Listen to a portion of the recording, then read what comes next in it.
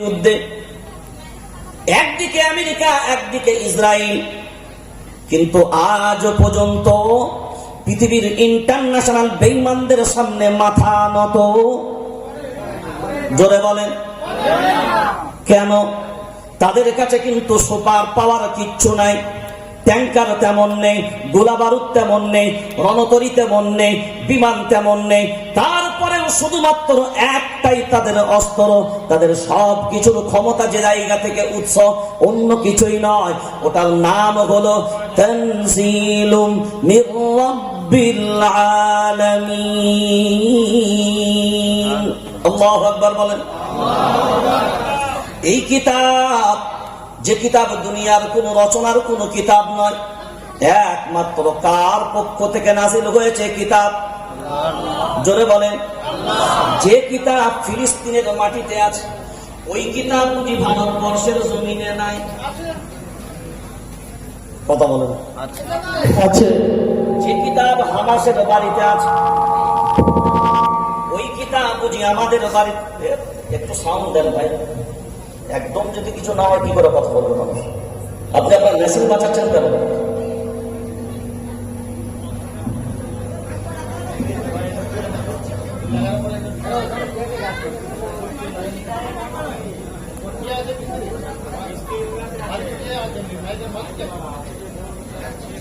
এবার আপনি বলেন আমাকে বিবেক দিয়ে, যে কোরআন ফিলিস্তিনের মাটিতে আছে,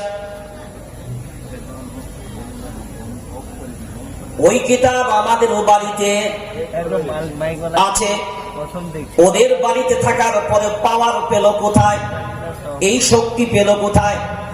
আজও পর্যন্ত বেঈমানদের সামনে তারা মাথা নত করে নেয়। কিন্তু ভারতবর্ষের জমিনে আমরা বর্তমান সময়ে মনে মনে হচ্ছে যেন ভারতবর্ষের জমিনে এই দেশের মুসলমানগুলো যেন পরাধীন, এরা যেন এখনো স্বাধীন। কথা বলে না? জোরে বলে। তাহলে 20 কোটি, আপনার 40 কোটি এ মুসলমানের যদি পাওয়ার থাকতো, রামগিরি মহারাজের মতন লক্কর জনক যারা আমার রাসূলের শানে গুস্তাখি করার পরেও 60টার উপরে জাহান্নামে এফআইআর হলো, তারপরেও অ্যারেস্ট হবে না, শাস্তি পাবে না, এই সাহসগুলো পায় কোথা থেকে? শুধুমাত্র এ জাতির নীরবতার কারণে।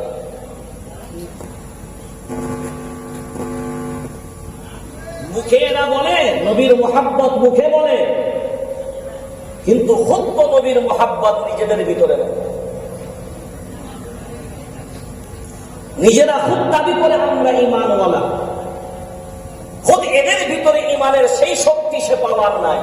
কারণ যদি ঈমানের শক্তি থাকতো, ভারতবর্ষের জমিনে একজন যদি প্রকৃত আল্লাহওয়ালা যদি দাঁড়িয়ে যেতে, সারা পৃথিবীর বেঈমানগুলো নত হতে বাধ্য হতো।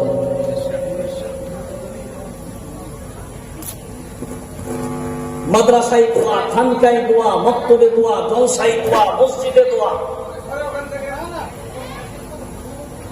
তারপরেও কাজ হয় না কেন? কাজ হয় না কেন?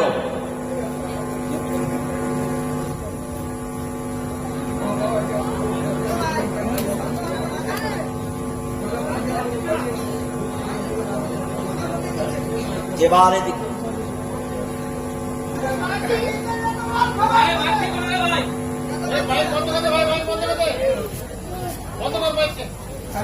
ফাংশনে মাইক ঠিক থাকে, আপনি বক্স বন্ধ করুন না, মাইকে দিয়ে দেন। আপনি যদি কামতে না পারছেন, আপনি মাইকে দিয়ে দেন।